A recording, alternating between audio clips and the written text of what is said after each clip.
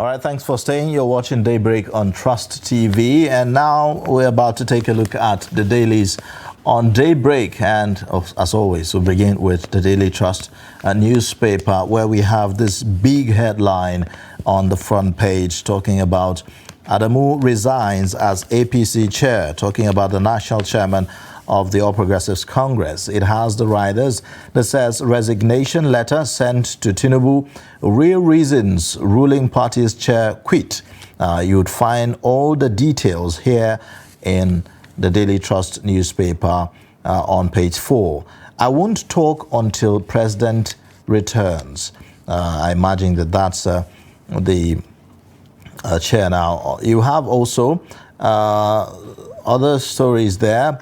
Above the lead story, local content board to issue policy on in-country manufacturing on page 19.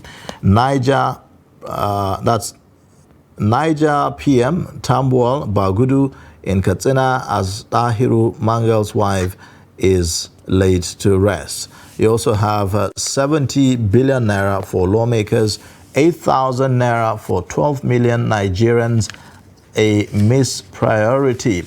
And that's according to CISLAC. You have Forex unification. BDC's record boom in Lagos, lull in Abuja, Kano. The writer says policy targeted at easing us out, according to operators. Sells at 822 naira at parallel market. Dollars closes at 803.9 naira on I and E window. Benefits of policy not immediate, experts saying. All of that on page 4. These are the main stories on the Daily Trust newspaper this morning. Now let's take a look at the Punch newspaper. It has a lead story that says controversy over alleged resignation of APC chair Adamu. And the first rider, Adamu allegedly forced to resign 2 days before NEC meeting. Party spokesperson Mom. And we also have another rider that says NWC member, other sources divided over resignation. Kyari may chair NWC meeting. Beneath the pictorial, we have resist news scramble for Africa. Tinubu tells AU Forum, and the pictorial there is on the forum currently holding in Kenya. Beneath that, we have 43 million Nigerians shut out of Buhari's cash transfer. This is according to a report. NDLEA naps Europe-bound undergraduate Lagos lawyer with drugs. And we have World Bank links Lagos building collapses to poor regulation. And just above the masthead, we have IG withdraws mobile placement from ex-governors, ministers, VIPs. NEC may okay tariff hike as electricity subsidy hits 2.8 trillion naira. And we also have anger as Senate defends 70 billion naira palliative for lawmakers. These are the major stories on the Punch newspaper for today. All right. Now, on this day newspaper, the lead story leads with a story that has a kicker. Tinubu misinterpreting the law on 25% FCT votes can lead to anarchy. That's the lead story there, and it has the writer that says claims Obi Atiku's petitions unfamiliar with electoral law, says their petitions failed to prove alleged non-compliance, puts actual votes scored at 8,800,369. You also have on president's alleged order, Adamu Omisore resign. APC may propose midterm elective convention at NEC. You also have that pictorial on the front page of This Day showing you the 5th mid-year coordination meeting between African bodies, cross-section of heads of states and government. You also have above the masthead, CBN raises tenure limit for banks' chief executives to 12 years. Also, Senate, $800 million not loan. It's World Bank support for vulnerable Nigerians. These are the main stories on This Day newspaper. Let's now get some perspectives to the stories that we have this morning. We have in the studio our guest, a reviewer with us, Salami Salmon, a veteran journalist and also the CEO, Justice Pen Alliance. Thank you so much for joining us on Daybreak this morning. Good morning, Ayuba. All right. Sister. Good morning. Good morning. Well, let's begin with the lead story. Virtually on all the papers, I imagine that a lot of them are leading with the story of the resignation of the APC national chairman. I would like to get your thoughts on that. It appears as if finally the man in question has decided to bow to pressure. What do you make of the happenings in the APC? Well, let me first congratulate Daily Trust for being really a paper you can trust. Daily Trust came out flaming, and it was unapologetic. It was direct. Even the Punch, which we respect and we still respect, did not come out to say Adamu has resigned. Daily Trust was the headline, running banner headline, Adamu has resigned. Straight and direct. Well, the resignation of Abda Adamu is something that we know that it's just a matter of when it will come. Surely we know it will happen. Well, he has not given reasons why he resigned, but we all know that he must have bowed to pressure. Why?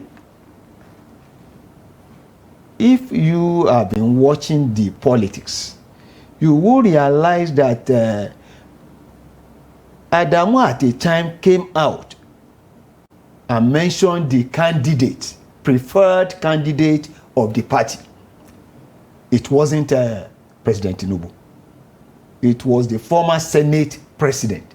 And there was no way Adamu would have mentioned the name without clearance from the powers that be. That in itself and by itself did not go down well with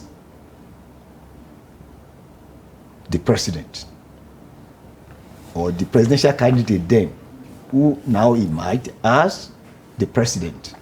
Well, it's all politics. And in politics, what is more important is the interest. How it will play out, let us wait until the arrival of Mr. President from the AU. Actually, there are some persons that feel that the resignation should have come a lot earlier than now. The back page of the Daily Trust today says that it's the moral thing to do, considering that he did not support the candidate of the APC at that time, and then the person he did not support, albeit the fact that last week the chairman of the party, Adamu, actually said that indeed he did not support the current president, but that he worked for the victory of the current president. But so, despite that statement, do you think he ought to have resigned before now? Well, you see, it's unfortunate that the way we play politics here is quite intriguing and alarming. Because if you do not support the person who eventually emerged as the presidential candidate of your party, it needs no telling that you are not on the same page. And of course, in politics, you know that the enemy of my friend is my enemy. I mean, the fact that the national chair didn't support the president at some point, does it make him an enemy of the president? I mean, is it not only a matter of choice? And given the fact that the chair, should we say former chair now, feels that he should get some credit for at least playing a major role or ensuring that the APC won the 2023 elections, by the way, under him. It's a question of perception. It's a question of perception. In the sense that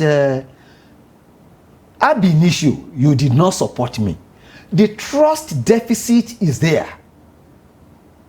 It is already there. And the thinking on the other side is this. This man who did not support me, will he, in all honesty, work for my emergence?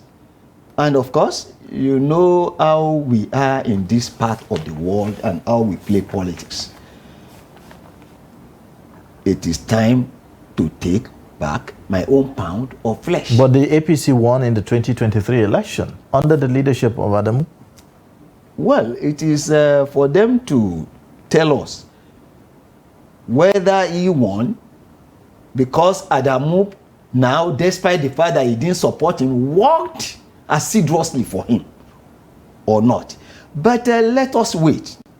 Time will tell. It's unfolding. Because it's given the idea that this is more about the individual, not the party. Because, I mean, we've always talked about, you know, the need to strengthen political parties as institutions, right? So, I mean, does it now mean that the, you know, Abdoulaye Adamu has to now resign merely because at some point he had, you know, different preference? It's unfortunate that we are yet to imbibe what Obama told us that we should do. That instead of strengthening individuals, that we should strengthen institutions. Whether we like it or not, it is more of individuals for now than institutions, which by all intent and to all intent and purposes is not good for our polity. I do not think it's not a question of approbating and reprobating. I do not think that he needs to resign. I do not think. But then he knows what we don't know. All right. He has more information than we do. So if he feels that in the instance that is the best thing to do, so be it. All right. Before now, post primary election of the APC, we saw that there was a lot of internal crisis within the APC, and even after that, during the elections, we noticed that there was, the APC still had internal crisis. Now we just a few days to the NEC meeting. This resignation, what do you think? How do you think that will impact on the party going forward? Well, clearly, it only means that the house is divided. Do you see this resignation as maybe it's going to help the house to come together or further divide? What do you think? Either way. It can go either way. It could strengthen the party. It could divide the party. It depends. But it only means that this is the ascendance of a faction. Without missing word, the Tinubu faction. Because there is no love lost between the president and the Adamu-led, especially Adamu and the secretary, Umishori. But even at that, it only means that the party has some clear and hefty issues to resolve. How it will play out, time will tell. All right. Well, thank you so much, Salami Salmon, a veteran journalist and the CEO Justice Pen Alliance, for joining us and giving us these perspectives on our newspapers this morning. This is where we end the show for this morning. We appreciate that. Thank you very much. All right. Stella. Okay, well, that's our show for today. In case you've missed, you can always catch up across all our social media platforms and also on our YouTube live stream. I am Ayuba Ila. Join us tomorrow for another time on the program. Thank you for sharing this part of your morning with us today. Join us same time, same station tomorrow. My name is Stella Iyaji, and do have a very pleasant day.